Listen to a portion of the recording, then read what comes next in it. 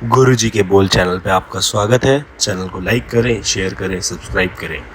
जय गुरुजी संगत जी, जय गुरुजी संगत जी। वीडियो को लाइक कीजिए, चैनल को सब्सक्राइब कीजिए और बेल आइकन को प्रेस कर दीजिए ताकि आपको लेटेस्ट वीडियो की जानकारी अच्छे से मिल सके। जय गुरुजी संगत जी। गुरुजी का अनंतम अनंतम शुक्राना। गुरुजी के श्री चरणों में कोटि कोटि प्रणाम और गुरुजी की प्यारी प्यारी संगत को जय गुरुजी। संगत जी, जीवन में परेशानियां चाहे जितनी भी हों, चिंता करने से और बड़ी हो जाती हैं, खामोश होने से काफ़ी कम हो जाती हैं, सब्र करने से ख़त्म हो जाती हैं और गुरुजी का शुक्र करने से खुशियों में बदल जाती हैं। तो संगत जी, गुरु जी का हर वेले शुक्राना करें, हर पल का शुक्राना करें। जो दिया उसका भी शुक्राना करें, जो नहीं दिया उसका भी शुक्राना करें और देखिए कि कैसे खुशियां आपके जीवन में दौड़ी चली आती हैं। और संगत जी, शुक्राना करने का एक और माध्यम गुरु जी ने हमें बताया है, वो है सत्संग। संगत जी, आज का सत्संग बहुत सुंदर है, बहुत खास है। गुरु जी की प्यारी और पुरानी संगत का सत्संग है और गुरु जी ने संगत को बहुत बहुत ब्लेस किया है। उनकी जर्नी बहुत प्यारी है। आप सभी से रिक्वेस्ट है, सत्संग अंत तक पूरा सुने, पूरे भक्ति भाव के साथ सुने और गुरु जी की ढेरों ब्लेसिंग प्राप्त करें। संगत जी, अगर आप भी अपना सत्संग शेयर करना चाहते हैं तो सुंदर लिखावट में हिंदी में ईमेल आईडी पर व्हाट्सएप पर शेयर करें। गुरु जी का शुक्राना। गुरु जी की सारी संगत को जय गुरु जी। संगत जी, यह मेरा बहुत बड़ा सौभाग्य है कि मुझे गुरु जी महाराज का सत्संग करने का मौका मिला है और मैं अपनी प्यारी संगत को नमन करता हूँ और गुरु जी महाराज से अरदास करता हूँ कि उनका आशीर्वाद उनकी प्यारी संगत पर ऐसे ही बरसते रहे। संगत जी, मेरी जो ब्यूटीफुल जर्नी गुरु जी महाराज के साथ है, उसे शुरू करने का मुझे सौभाग्य प्राप्त हुआ 1995 में। संगत जी, मुझे अभी तक याद है, वो सितंबर का महीना था और मैं मुंबई में अपनी इंटर्नशिप कर रहा था। उस समय संगत जी, मेरे फादर चंडी मंदिर पंचकुला में कमांड हॉस्पिटल में पोस्टेड थे और संगत जी, मैं घर पर छुट्टियों में आया हुआ था और पिताजी ने कहा कि ऐसे महान पुरुष आए हुए हैं और मैं उनके यहाँ जाता हूँ, तुम आए हो तो उनका आशीर्वाद ले लो। मैंने कहा ठीक है, चलते हैं। और उस समय संगत जी, जनरल आहूजा अंकल सेक्टर 2 में जिनका घर था, गुरु जी महाराज उनके घर पर रुके हुए थे। संगत जी, जब मैं पहली बार गुरु जी महाराज के पास गया, उनसे मिला, उन्हें देखा, तब मुझे ज़्यादा कुछ समझ में नहीं आया। मैंने उनका आशीर्वाद लिया और मैं घर आ गया और उसके बाद संगत जी, मैं दोबारा मुंबई चला गया। मुझे जो कुछ भी अपना कोर्स कंप्लीट करना था उसके लिए, उसके बाद संगत जी, मैं अपना कोर्स ख़त्म करके 1998 में मार्च में अपने पेरेंट्स के पास वापस आया। तो संगत जी, उस टाइम पे गुरु जी महाराज सेक्टर 33 में शिफ्ट हो गए चुके थे चंडीगढ़ में। और संगत जी, उस समय मेरे मम्मी पापा दोनों ही रेगुलर गुरु जी महाराज के पास सत्संग के लिए जाया करते थे और जब मैं घर आया तो मैंने सोचा कि मैं भी उनके साथ दर्शन करूंगा, गुरुजी आशीर्वाद लूँगा। संगत जी, शुरू में तो मुझे कुछ समझ में नहीं आया वहाँ पर, लेकिन हाँ, मैं जब भी गुरुजी महाराज के पास उनके दरबार में जाया करता था, मुझे बहुत अच्छा लगता था, बहुत सुकून, बहुत शांति मिलती थी। मैं अंदर से बहुत रिलैक्स फील करता था और संगत जी, मुझे ऐसा लगता था कि मैं एक ऐसी दुनिया में आ गया हूँ जहाँ सब कुछ काम और कंपोज है। और संगत जी, सडन एक ऐसा इंसिडेंट होता है जिसकी वजह से मेरा गुरु जी महाराज के प्रति जो परसेप्शन है, जो नज़रिया है, वो पूरा बदल जाता है। संगत जी, एक्चुअली क्या हुआ, गुरु जी महाराज ने मुझे और मेरे फादर को 33 सेक्टर में जहाँ उनका कमरा था वहाँ बुलाया। हम वहाँ गए और जब हम वहाँ कमरे में गए तो वहाँ ऑलरेडी एक फैमिली बैठी हुई थी, उनकी एक बेटी भी थी और गुरु जी महाराज वहाँ बैठे हुए थे, उनसे बातें कर रहे थे। हम अंदर आकर के बैठ गए और मेरा पूरा ध्यान गुरु जी महाराज की तरफ ही था। उनकी एक एक एक्टिविटी, उनके एक्सप्रेशन उनके चेहरे पर था और मैं क्या देखता हूँ कि गुरु जी महाराज अपना हाथ अपने कंधे से थोड़ा ऊपर उठाते हैं और थोड़ी ही देर में उनके हाथ में 2 ब्रेसलेट आ जाते हैं। और संगत जी, यह देखकर मेरी आंखों पर विश्वास ही नहीं हुआ कि मैंने क्या देखा, ये कैसे पॉसिबल है। और संगत जी, गुरु जी महाराज उसके बाद 2 मिनट तक अपनी आंखें बंद करके बैठे रहे और वो जो ब्रेसलेट है उन्होंने उस फैमिली को दे दिए। शायद उनकी बेटी अब्रॉड जा रही थी, उसके लिए थे वो। और संगत जी, ये देखकर मुझे तो यकीन ही नहीं हो रहा था कि मेरी आंखों ने कुछ देखा है ऐसा। ये सब कैसे हुआ, मुझे समझ ही नहीं आ रहा था। और संगत जी, गुरु जी महाराज ने जो फैमिली बैठी हुई थी, उनकी बेटी को जब ब्रेसलेट दिया तो कहा कि इसे संभाल कर रखना। और उसी दौरान पूरा कमरा गुलाब के पेटल्स के साथ भर गया। पूरे कमरे में बहुत तेज गुलाब की खुशबू आ रही थी। और संगत जी, तब मुझे लगा कि गुरुजी महाराज इस धरती से नहीं है, क्योंकि मेरे लिए समझ पाना बहुत मुश्किल था कि मैं देख रहा हूँ और मेरी आंखों के सामने गुरुजी के हाथ खुले हुए हैं और उनके हाथ पे जो 2 गोल्डन कलर के ब्रेसलेट ऐसे आ जाते हैं जैसे किसी ने उनके हाथ पर रखे हों। और यह समझ पाना मेरे लिए बहुत मुश्किल था, क्योंकि ये सब कुछ मैंने अपनी आंखों से देखा था। और संगत जी, ऐसे ही धीरे धीरे मेरा उनके प्रति गहरा विश्वास गहरा होता चला गया और मैं गुरुजी महाराज के पास रेगुलर आने लगा। और इसी बीच संगत जी, मैंने एक जॉब ले ली थी BRA शेड्यूल कॉलेज में, जो कि चंडी मंदिर के पास में ही पड़ता था। और संगत जी, इसी बीच में मुझे वहाँ पर पता चला कि कोई जॉब की वैकेंसी निकली है हरियाणा गवर्नमेंट के अंडर। और संगत जी, मैंने पापा को आकर के बताया कि ऐसी ऐसी बात है। तो पापा बोले कि आप फॉर्म भरो, आप अप्लाई करो। और उसी शाम को मेरे पापा ने बोला, मेरे पापा गुरुजी महाराज के पास गए और उन्हें फॉर्म दिखाया और बताया कि ऐसी ऐसी बात, तो बेटा अप्लाई करना चाहता है, करे। तो गुरुजी महाराज कहते हैं बिल्कुल करो। और साथ में यह भी कहा कि उसकी जॉब लग जाएगी। और संगत जी, यह बात फरवरी 1999 की है। संगत जी, मुझे अभी तक याद है जुलाई के मंथ में मेरा इंटरव्यू था।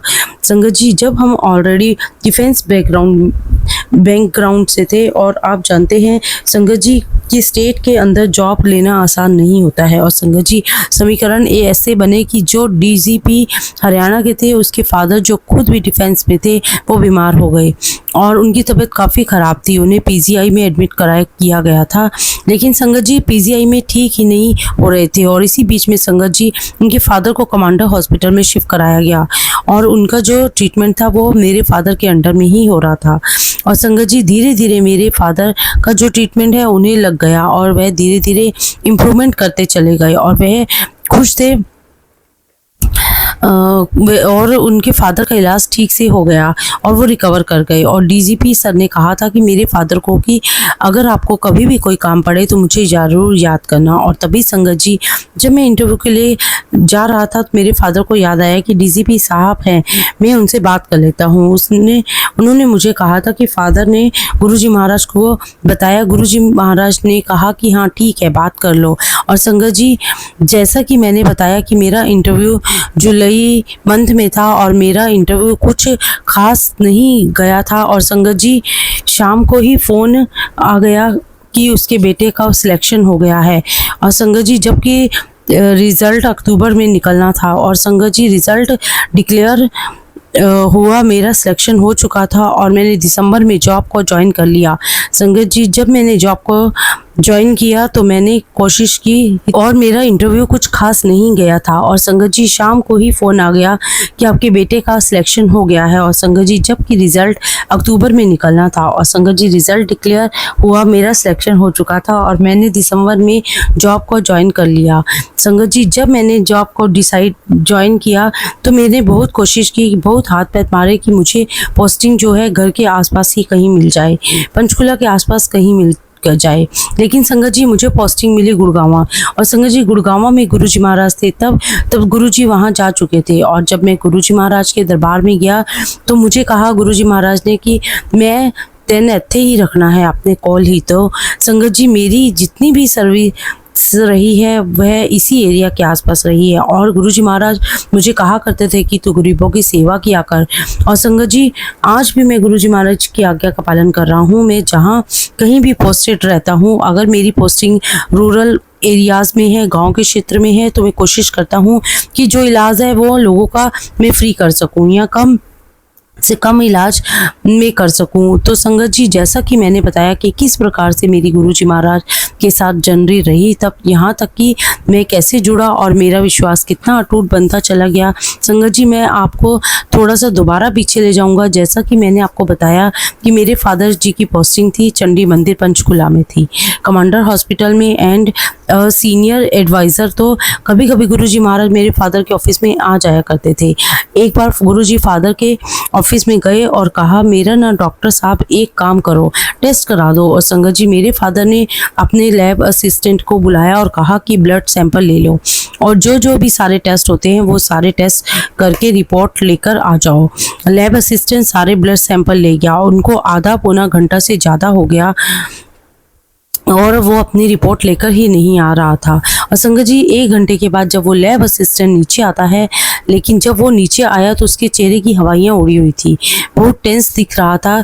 तो मेरे फादर ने उनसे पूछा कि क्या हुआ, तो उन्होंने कहा कि मैं जितनी बार भी रिपोर्ट बना रहा था, टेस्ट ले रहा था, उतनी बार मुझे समझ में नहीं आ रहा था। इनकी ब्लड शुगर कभी 20 आ रही है तो कभी 30 आ रही थी, कभी 40 आ रही है। तो मैं कर करके थक गया, लेकिन यही बार बार उनकी रीडिंग आ रही थी।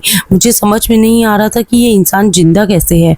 मुझे तो लगता है कि ये धरती के ही इंसान नहीं है। और संगत जी गुरु जी महाराज वहीं बैठे हुए थे। उन्होंने सारी बातें सुनी और कहा कि तुझे क्या पता लगता है कि मैं तेरे पास टेस्ट कराने आया हूँ, मैं तुझे ब्लेस करने आया हूँ। और संगत जी गुरु जी महाराज ने लैब असिस्टेंट को ब्लेस किया। तो संगत जी छोटे छोटे इंसिडेंट हैं और किस प्रकार से गुरु जी महाराज आ जाया करते थे हॉस्पिटल में, और इवन सारे पेशेंट को ब्लेस करके चले जाया करते थे। संगत जी जब गुरु जी महाराज छोटे मंदिर आ गए तब मेरे फादर की जो पोस्टिंग है वो कोलकाता हो गई और मैं ऑलरेडी हरियाणा में पोस्टेड था। और संगत जी मैं गुरुग्राम डिस्ट्रिक्ट में पोस्टेड था और वहाँ पर एक जगह है सोना के नाम से, मैंने वहीं पर अपने अकोमोडेशन ले रखा था। और संगत जी तब मेरा भी मन होता था कि मैं इस बीच में गुरु जी महाराज के पास चला जाऊँ, उनके दर्शन कराऊँ। और ये बात होती लगभग 2001 और या 2 की उस टाइम संगत जी रोड्स भी छोटी हुआ करती थी और ट्रांसपोर्टेशन भी बहुत कम होता था और बस से ही ज़्यादा नहीं चला करती थी। एक दिन संगत जी मेरा मन हुआ कि चलो मैं गुरु जी महाराज के पास छोटे मंदिर दर्शन करता हूँ। और संगत जी रास्ते में सिकंदरपुरा का जो पुल पड़ता था वहाँ बहुत ट्रैफिक जाम हुआ करता था। तो संगत जी उस टाइम थोड़ा जल्दी पहुँच गया 5 बजे के आसपास और मंदिर खुलता था शाम को 7 बजे। तो संगत जी रास्ते में एक छोटा सा गांव आता था, वहाँ पर एक टी स्टॉल था, तो मैं वहाँ रुक गया चाय वाय पीने के लिए। मैंने सोचा कि थोड़ा सा टाइम यहाँ पास कर लेता हूँ, तब तक मैं गुरु जी का दरबार खुल जाएगा। और जैसे ही संगत जी 6:30 बजे हुए मैं मंदिर पहुँच गया गुरु जी के पास और दरबार में संगत जी में जाके चुपचाप पीछे जाकर बैठ गया। संगत जी शब्द कीर्तन हुआ, लंगर प्रसाद हुआ और चाय प्रसाद हुआ और लंगर के बाद धीरे धीरे संगत गुरु जी महाराज से आज्ञा लेकर के जाने लगती थी। और संगत जी रात हो रही थी, 11 बज चुके थे। तो मैंने सोचा कि बाहर ज़्यादा कुछ होगा तो बाहर निकल जाऊंगा, आसपास कहीं ऐसे टाइम पास करके लूँगा या फिर मैं किसी से लिफ्ट ले लूँगा जो मुझे कहीं तक छोड़ देंगे। और संगत जी उस टाइम मुझे बिल्कुल भी आइडिया नहीं था कि कहाँ जाना है, क्योंकि मैं गुड़गांव में नया था, किसी को जानता नहीं था। तो संगत जी जैसे मैं गुरु जी महाराज के पास आज्ञा लेने के लिए गया तो गुरु जी महाराज मुझे देख करके कहते हैं कि तू किस तरह आ गया। और सब की संगत जी हिम्मत तो बिल्कुल भी नहीं होती थी गुरु जी महाराज के सामने कुछ भी बोलने की। मैं हाथ जोड़ के खड़ा हो गया। तो गुरु जी महाराज कहते हैं कि तू फिर किस तरह जाएगा, और मैं तब भी चुप होकर खड़ा रह गया। इतने में संगत जी गुरु जी महाराज ने अर्जुन अंकल को कहा कि तुम इसको छोड़ कर आओ। तो संगत जी अर्जुन भैया की पूरी फैमिली, उनके फादर साहब जो कर्नल थे अर्जुन भैया और उनके 2 भाई हैं छोटे परीक्षित, और वो अपनी कार से मुझे सोना तक छोड़कर आए जहां मैं रहता था। और संगत जी ये डिस्टेंस छोटे मंदिर से कम 55 किलोमीटर दूर था और उन्होंने मुझे रात के 12 बजे छोड़ा और वो वापस दोबारा वहां आ गए दिल्ली की तरफ। और मुझे बहुत ऑड फील हुआ कि इनको कितनी परेशानी हुई होगी मेरी वजह से। तो जब मैं उतरा संगत जी तो मैंने उनसे कहा कि मेरे बड़ी आपको तकलीफ़ दी है यहाँ तक के जानने के लिए।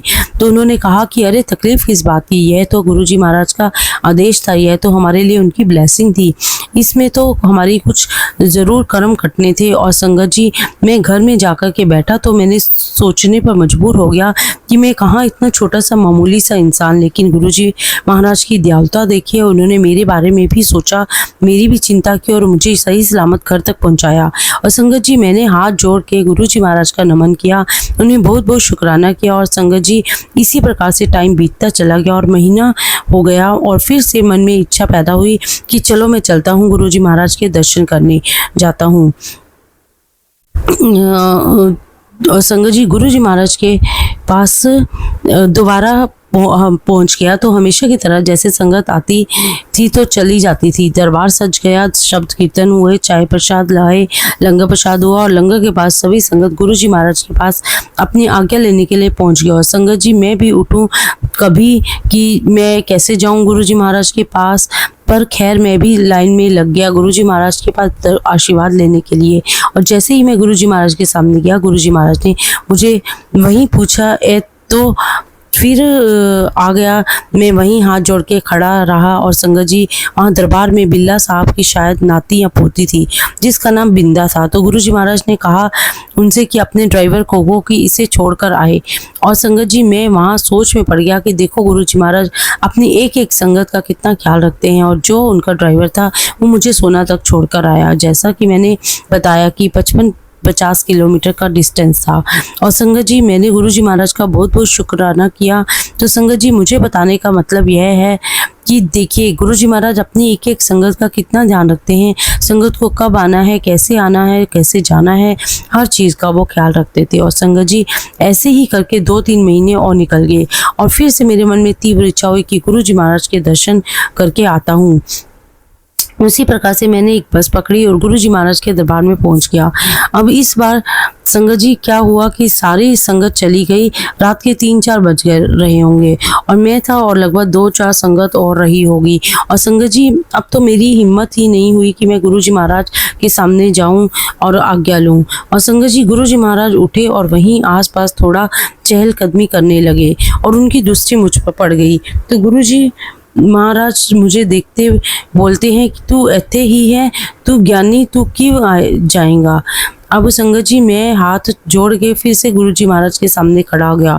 और संगत जी अचानक गुरुजी के मुंह से निकला कि जा तेरा कल्याण कीता। लेकिन संगत जी मुझे इन मैजिकल वर्ड्स का मतलब नहीं पता था। कल्याण कीता बुद्धि थी नहीं, समझ में आया नहीं कि क्या कल्याण हो गया मेरा। तभी गुरुजी महाराज मुझे कहते हैं कि चल तू ऐसा काम कर कि तू ऐसे ही सो जा और सवेरे चाय प्रसाद लेके आशीर्वाद लेके फिर जाना।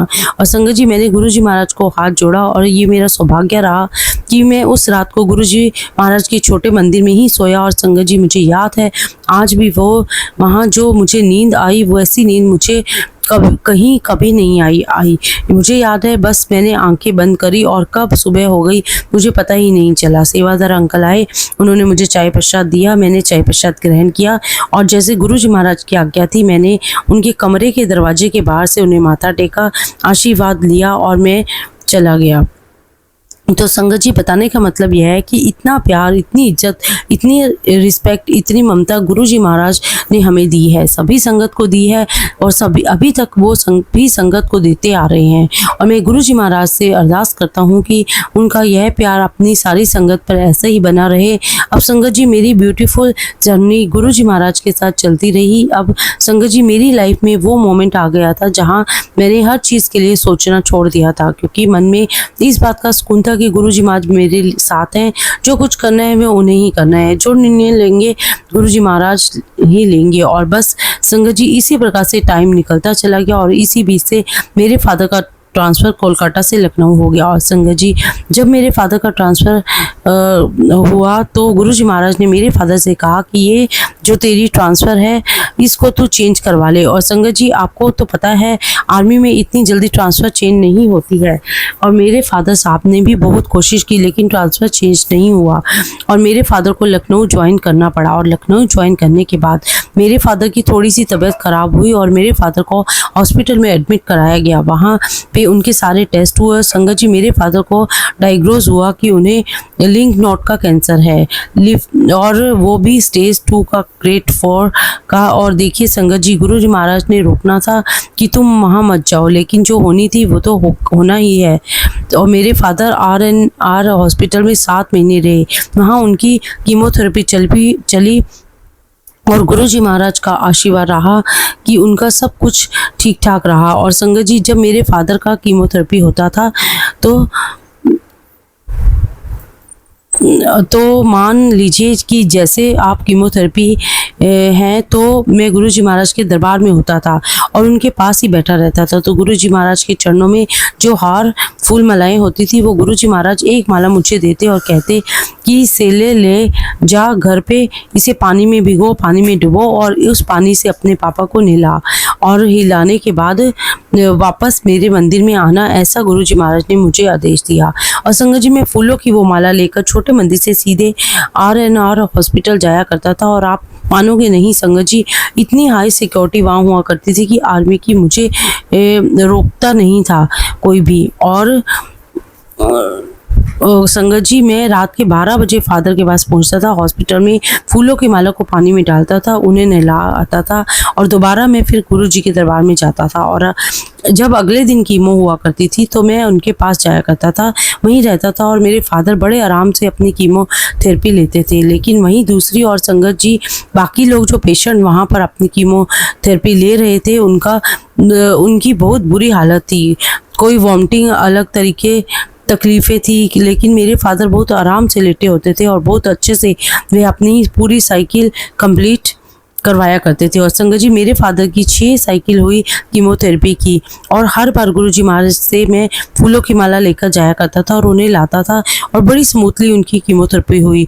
तो संगत जी, बाद में मेरे फादर ने गुरुजी महाराज से पूछा कि आपने जो मुझे ठीक किया है, ये आप बिना तकलीफ़ के भी तो ठीक कर सकते थे। तो गुरुजी महाराज ने कहा कि तेरे कर्म थे जिन्हें अगर तू नहीं काटता तो ये अगले जन्म में ये तेरे कर्म मुझे भोगने पड़ते, तुझे भोगने पड़ते। मैंने बड़ा आसान कर दिया कि तूने इसी कर्म को अपनी इसी जन्म में बड़ी आसानी से काट लिए हैं, वरना अगले जन्म में शायद इससे भी ज़्यादा तुझे तकलीफ होती। संगत जी, गुरुजी महाराज का हर एक संगत को ठीक करने का ट्रीटमेंट अलग अलग है और सबके जैसे कर्म होते हैं संगत जी, उसी हिसाब से गुरुजी महाराज भी सबको ठीक किया करते थे। और इसी बीच में संगत जी 2002 में मेरी शादी हुई, वो भी गुरुजी महाराज के आशीर्वाद से। संगत जी, गुरुजी महाराज मेरी शादी में भी आए और हमने शादी में गुरुजी महाराज का आसन भी बनाया था और सारे जो हमारे गेस्ट वो आए हुए थे उन सभी ने गुरुजी महाराज का आशीर्वाद भी लिया था।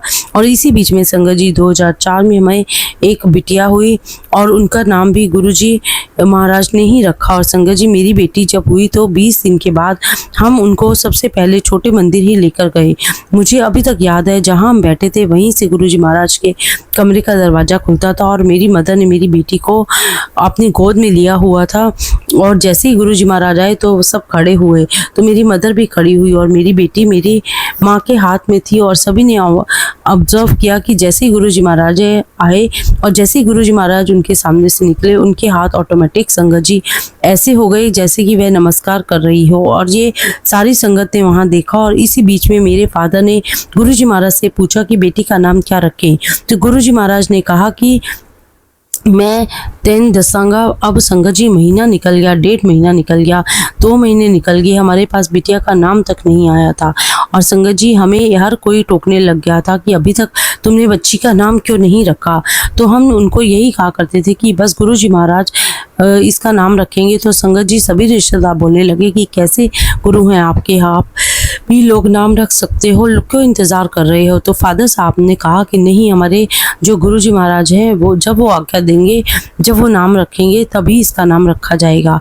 एक बार संगत जी, ऐसे ही मेरे फादर गुरुजी के दरबार में बैठे हुए थे और गुरुजी ने उन्हें इशारे से अपने पास बुलाया और गुरुजी मेरे पापा को कहते हैं कि ऐसा करते हैं कि आपकी बिटिया का नाम जो है वो पल रख देते हैं।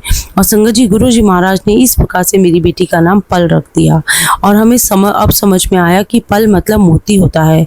तो संगत जी, हमारी बिटिया हमारे जीवन की मोती है। और संगत जी, इसी प्रकार से वक्त निकलता चलता चला गया और मुझे अभी तक याद है 2004 का अगस्त का और महीना। और संगत जी, मैं आपको बताऊंगी कैसे गुरुजी महाराज ने मुझे नई लाइफ दी। और संगत जी, जो मेरी लाइफ में होना था उसने मुझे बचाया और गुरुजी महाराज ने मुझे एक नई लाइफ दी। और संगत जी, यह बात हमें बाद में पता चली जब गुरुजी महाराज ने दरबार में किसी से कहा कि मैंने न्यू लाइफ देती है। अब संगत जी, वो इंसिडेंट क्या था कि मैं आपको बताता हूँ। मेरी पोस्टिंग संगत जी बहुत दूर थी और जो पोस्टिंग हुई थी संगत जी वो गुड़गांव से काफ़ी दूर थी, 50 किलोमीटर लगभग थी।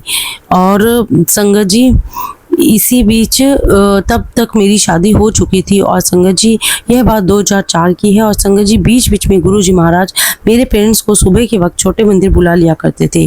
तो संगत जी एक दिन गुरुजी महाराज ने मेरी मदर को कहा कि अपने बेटे को कहो कि परसों फरलो ले ले। अब संगत जी शायद आप सबको पता होगा कि फरलो मतलब क्या होता है। संगत जी फरलो मतलब क्या होता है कि जॉब के अंदर आप जाओ मत, और अगर कोई नहीं आया है तो उसकी जगह पर आप साइन कर दो, जिससे आपकी प्रेजेंस काउंट हो जाती है और आपको छुट्टी भी मिल जाती है। और संगत जी उस टाइम पे मेरी जॉब भी नई नई लगी थी, 3-4 साल ही हुए थे। और संगत जी उस टाइम पर ऐसा था कि जॉब है तो जाना भी ही है, लेकिन संगत जी गुरुजी महाराज का जो हुक्म था वह तो मानना ही था, वो तो सारा आंखों पर है। और इसी बीच में मेरी मदर ने मुझे बताया कि गुरुजी महाराज ने ऐसा कहा है। तो मैंने कहा कि ठीक है मम्मी, आपने जैसा कहा मैं आप पूरी आज्ञा का पालन करूँगा। और संगत जी 2-3 दिन में फ्री हुआ करती थी कि कहीं ऐसा ना हो कि पीछे से कोई आ जाए और मेरी कहीं इंक्वायरी ना हो जाए कि किधर है। और संगत जी इस प्रकार से 2-3 दिन निकल जाया करते थे। मैं फिर वहाँ जाकर के ऑफिस में जाके अपने अटेंडेंस डलवा करके आया करता था, और मैं एप्लीकेशन देकर आ जाया करता था कि 2-3 दिन में छुट्टी पर रहूँगा। और मैं घर पे आराम किया करता था, और फिर थोड़े दिन बाद अब फिर ऑफिस चला जाया करता था साइन करने के लिए, फिर नई एप्लीकेशन लिख देता था। और संगत जी इस प्रकार से महीना 1.5 निकल गया और बारिश का समय आ गया था। और मुझे संगत जी 25 अगस्त 2004 की बात है। और संगत जी एक दिन मुझे 4-5 दिन घर पर हो गए, जैसा कि गुरुजी महाराज ने मुझे कहा था कि तू फरलो ले ले। और संगत जी मुझे काफ़ी फिक्र हो रही थी, क्योंकि मैं 4-5 दिन से ऑफिस गया नहीं था और मुझे बहुत फिक्र हो रही थी कि कहीं मेरी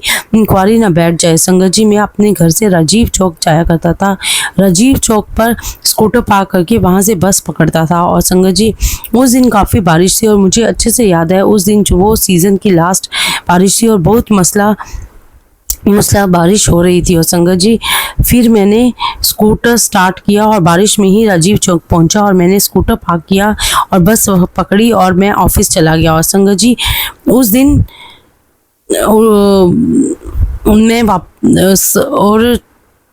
वापस चला गया। संगत जी उस दिन नॉन संगर डे था, और मेरे पेरेंट्स गुरुजी महाराज के दरबार में यानी कि छोटे मंदिर में थे, अपनी सेवा दे रहे थे। और संगत जी उस दिन दोपहर को लगभग 2:30 से 3 बजे में मैं वापस आया राजीव चौक पर, और मैंने अपना स्कूटर उठाया और मैं वापस आने लगा। पर अब संगत जी देखिए मैं आ रहा था, उसी दौरान मेरे पेरेंट्स गुरुजी महाराज के पास दरबार में बैठे हुए और बातें कर रहे हैं।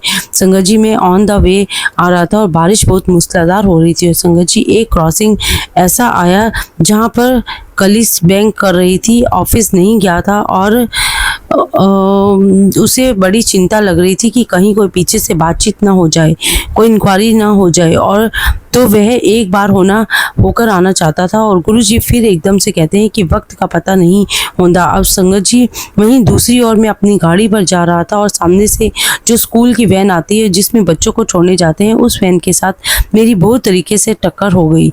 और क्योंकि संगत जी ऐसा इसलिए हुआ क्योंकि मैंने अपनी गाड़ी की स्पीड पिकअप कर ली थी।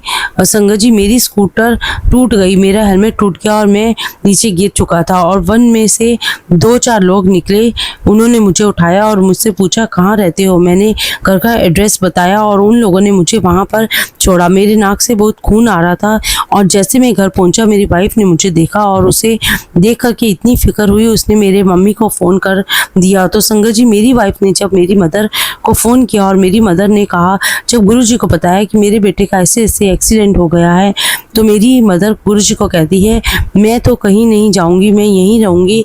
और मेरे फादर वहाँ से दौड़े आए, मुझे सीधे आर्मी हॉस्पिटल एडमिट कर दिया। और संगत जी मेरा इलाज शुरू हुआ।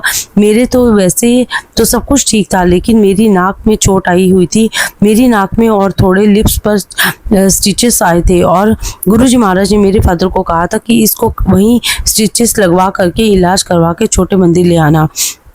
संगत जी मैं हॉस्पिटल से सीधे छोटे मंदिर पहुंचा, मैंने गुरुजी महाराज का आशीर्वाद लिया, मैंने लंगर किया, और फिर उसके बाद हम घर गए। और उसके बाद ऐसे 3-4 महीने निकल गए। तो ऐसे एक दिन संगत में हमें अचानक से बता कि गुरुजी महाराज ने उन्हें कहा है कि डॉक्टर साहब के बेटे को मैंने नई ज़िंदगी दी है, और उसका अब जो जन्मदिन है वह 25 अगस्त का है। और संगत जी उस दिन के बाद से मैं अपना हमेशा बर्थडे 25 अगस्त को ही मनाता हूँ, क्योंकि इस दिन गुरुजी महाराज ने मुझे नई लाइफ दी है। और संगत जी वैसे मेरा बर्थडे 11 सितंबर का है, लेकिन जो मेरा सबसे खास बर्थडे है वह है 25 अगस्त का, जिस दिन गुरुजी महाराज ने मुझे नई ज़िंदगी दी है। संगत जी ऐसा कौन कर सकता है, यह सिर्फ भगवान ही कर सकते हैं। और जो गुरुजी महाराज वो महाशिव हैं, शिव हैं। और गुरुजी महाराज खुद कहा करते थे कि मैं एक लाइट से, एक दिव्य रोशनी से आया हूँ। संगत जी मेरे पास शब्द नहीं है गुरुजी महाराज की महिमा का बखान करने का, उनकी पावर का बखान करने का, कि उन्होंने कितनी ब्लेसिंग अपनी संगत को दी है। मैं तो गुरुजी महाराज से यही अरदास करूँगा कि उनकी कृपा सारी संगत पे रहे, उनका प्यार सारी संगत पे बरसे और उनकी नज़र सारी संगत पे रहे। और संगत जी हम सभी संगत को यह प्रार्थना करनी चाहिए कि गुरुजी महाराज जहाँ पर भी हैं वह हमेशा खुश रहें, अच्छे रहें और उनकी दृष्टि पूरी संगत पर पड़ती रहे। और संगत जी मैं जब भी घर से बाहर निकलता हूँ मैं गुरुजी महाराज का आशीर्वाद लेकर निकलता हूँ, उनको अपने साथ लेकर निकलता हूँ कि गुरुजी महाराज आप मेरे साथ चलिए, मेरे हर पल मेरे साथ रहिए। संगत जी एक छोटा सा सत्संग में अपनी ग्रैंड मदर का शेयर करता हूँ। जब मेरे फादर कोलकाता में पोस्टेड थे और ये सन 2000 की बात है, और अचानक मेरे फादर का फ़ोन आता है कि जो मेरी दादी है उनकी तबीयत बहुत ख़राब है और उन्हें एडमिट करा दिया जाता है कमांड हॉस्पिटल में। क्योंकि संगत जी मेरे फादर डिफेंस में थे, तो मेरी मदर इन लॉ को ऑथराइजेशन था कि वो वहाँ जाकर के आर्मी हॉस्पिटल में एडमिट हो सकती थी। और जैसे मेरे फादर को खबर मिलती है संगत जी वो ट्रेन की बुकिंग करवा के टिकट लेकर के वहीं आने लगते हैं। इसी बीच में संगत जी मेरी बुआ की जो बेटी है मंजरी, उस टाइम पे गुरुजी महाराज वहीं जलंधर में ही थे। और संगत जी वहाँ पर जो हमारा घर है वो गुरुजी महाराज के मंदिर से 3-4 किलोमीटर दूर ही था। तो मंजरी तुरंत भाग करके वहाँ जाती है और वहाँ माथा टेकने जाती है और अरदास करती है कि मेरी नानी की तबीयत बहुत ख़राब है, वह एडमिट है और डॉक्टर ने जवाब दे दिया है। और संगत जी वो बाहर बैठ के बहुत रो रही है। और अचानक ही वहाँ पर सुदामा जी आते हैं और उनसे पूछते हैं कि तुम रो क्यों रही हो। तो वो सब कुछ बताती है और कहती है कि मेरी नानी एडमिट है जलंधर हॉस्पिटल में और बहुत सीरियस है और डॉक्टर ने जवाब दे दिया है। तो सुदामा जी ने कहा कि गुरुजी महाराज तो अभी अंदर है, मैं उन्हें बता दूंगा और आप यहीं से माथा टेक कर चले जाओ।